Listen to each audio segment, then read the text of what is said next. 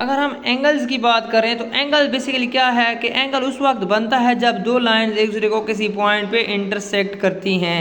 जब दो लाइंस दो रेज एक दूसरे को इंटरसेक्ट करते हैं तो उस पॉइंट से क्या बनता है, एंगल।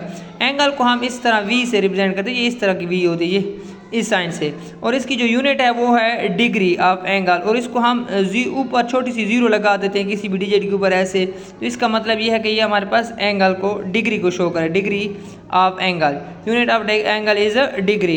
अब एंगल्स की भी टाइप्स हैं और ये मोस्ट इंपॉर्टेंट है, इनमें से एमसीक्यूज पक्का आता है।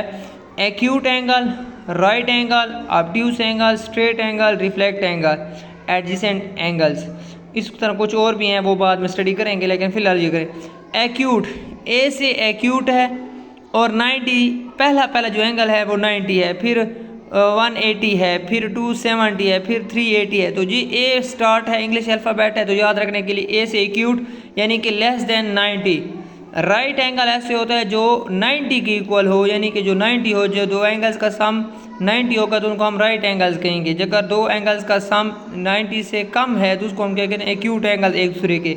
अगर दो एंगल्स का सम 90 से ज़्यादा है तो इसका मतलब है कि वो ऑब्ट्यूस एंगल हैं, और ग्रेट लेस देन 180 है तो ऑब्ट्यूस कहलाते हैं। और स्ट्रेट एंगल जो होते हैं वो 180 वाले होते हैं, यानी कि जिनका सम कितना हो, 180 हो। और रिफ्लेक्ट एंगल जो 180 से ज़्यादा हो और 360 से क्या हो, कम हो, तो उनको हम क्या कहते हैं, रिफ्लेक्ट एंगल कहते हैं। एडजेसेंट, एडजेसेंट एंगल नाम से शो हो रहा है ऐसे एंगल जो एक दूसरे के साथ बिल्कुल अटैच हों।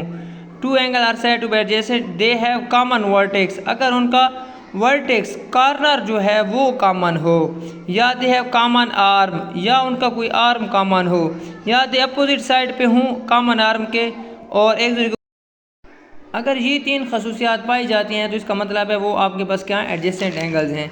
जैसे आपके पास ये एक एंगल है, ये पॉइंट जो है ये कॉर्नर है जिसको हम वर्टेक्स कहते हैं 0।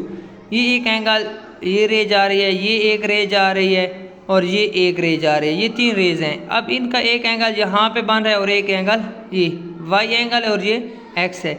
इसको हम पढ़ते कहते हैं A O C, A O B.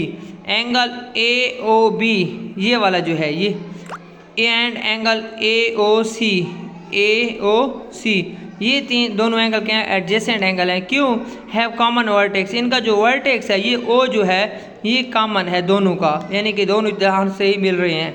They have lie on common arm, ये कॉमन आर्म, ये इनका कॉमन आर्म है। ये एंगल ए जो है, ये रे जो है ये इसके साथ भी है और इसके साथ भी है। लाइन ऑन अपोजिट साइड, ये इस साइड पे है, ये इस साइड पे, किसी के ऊपर ओवरलैप नहीं हो रहे, that's why they are known as adjacent angles. फिर 180 पे रोटेट करता हूँ तो ये फिर उसी तरीके से आ जाता है। और फिर मैं 270 पे फिर 90 पे रोटेट करता हूँ तो फिर ये उसी शेप में आ रहा है। और 360 पे, तो मतलब ये है कि ये अपने एक रोटेशन कंप्लीट करते वक्त अपनी वही शेप 4 मरतबा इसने क्या की है, चेंज की है। अब ये चार्ट जो है ये इसका ऑर्डर ऑफ सिमेट्री है, ऑर्डर ऑफ रोटेशनल सिमेट्री जो इसका है वो 4 है। आपसे ये पूछा जा सकता है कि इस चीज़ की ऑर्डर ऑफ रोटेशनल सिमेट्री क्या है। अगर हम इसको 90 पे घुमाएं, अगर हम इसको 180 पे घुमाएंगे तो इसका ऑर्डर ऑफ रोटेशनल सिमेट्री क्या होगा, 2 होगा। समझ आ रही है, यानी कि 180 पे भी दोबारा वही चीज़ शो करेगा, वही शेप शो करेगा। तो इसको हम क्या कहते हैं, order of symmetry. And symmetry most important चीज़ें हैं, इनको देख लेना। इसी तरह आपका चैप्टर नंबर 9 कंप्लीट हो गया है।